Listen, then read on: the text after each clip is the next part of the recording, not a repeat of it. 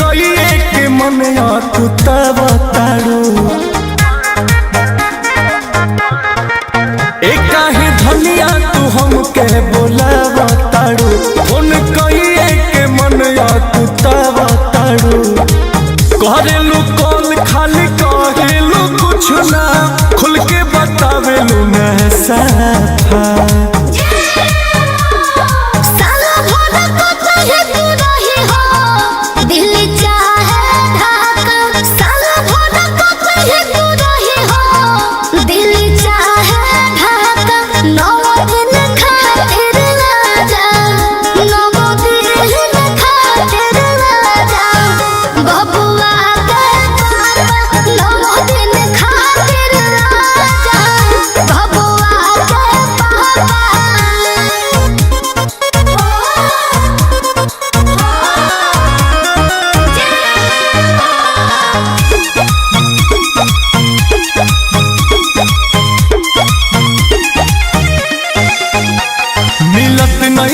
छोटी घरे कैसे जोटी छोड़ी कैसे ड्यूटी बताव धनिया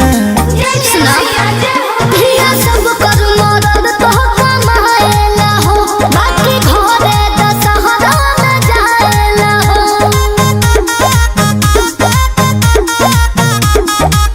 हाल में आवे त घरवा से आईनी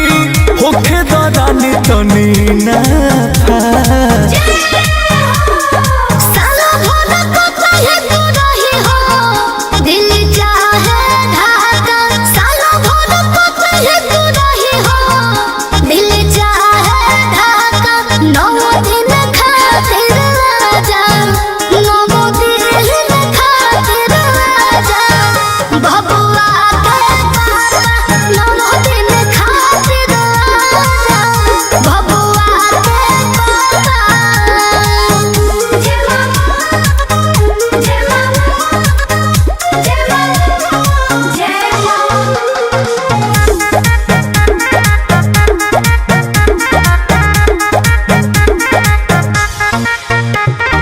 तोहरे रानी रुपया कमानी उदास हम बानी के डहकतनी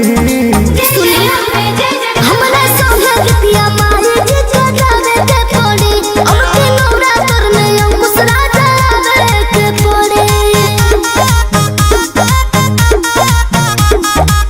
जानिला धन जदी माना करीला हो जालू पोस पतू खा